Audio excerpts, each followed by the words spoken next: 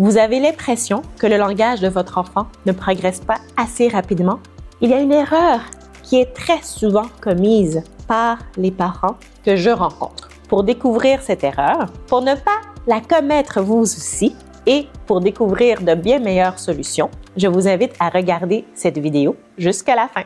Je suis Gianna Metellus, orthophoniste, formatrice et propriétaire de Gianna Metellus Orthophoniste.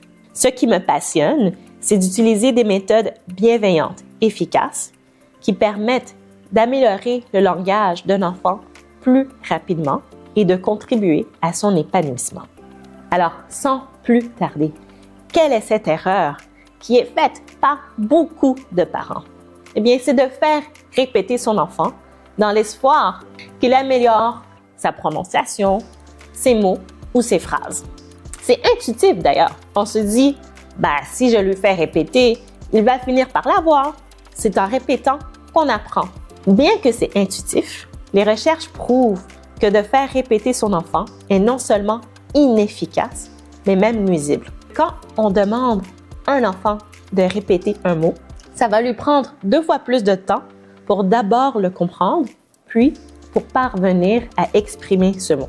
Donc, ça va lui prendre 2 fois plus de temps à un enfant qui a des difficultés de langage pour comprendre un mot, puis l'exprimer, comparé à un enfant à qui on n'a pas demandé de répéter ce même mot.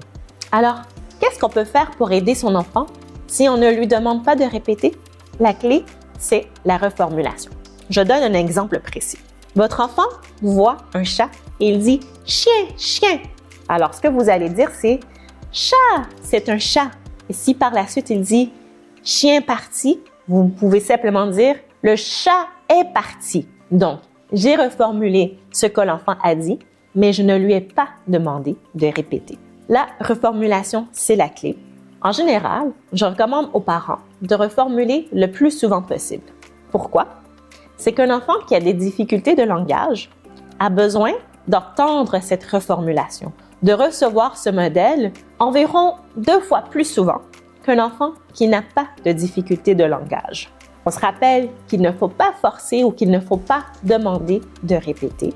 L'idée, c'est de garder l'interaction naturelle. C'est-à-dire, vous laissez votre enfant s'exprimer à propos de quelque chose qui l'intéresse. Et quand vous entendez un mot ou une phrase améliorée, dès que vous l'entendez, eh bien, vous offrez une reformulation instantanément.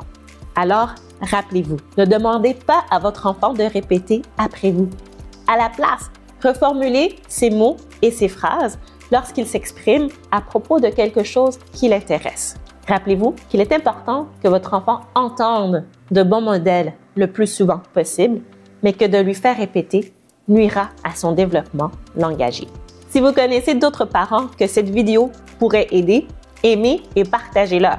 On peut faire la différence dans la vie du plus d'enfants possible. Et si vous sentez le besoin de plus de soutien, de plus de conseils, je vous invite à télécharger mon guide « Comment améliorer le langage de son enfant sans frustration ». Vous en apprendrez davantage sur comment chaque interaction du quotidien se prête bien pour améliorer le langage de son enfant sans pression, sans frustration. À bientôt!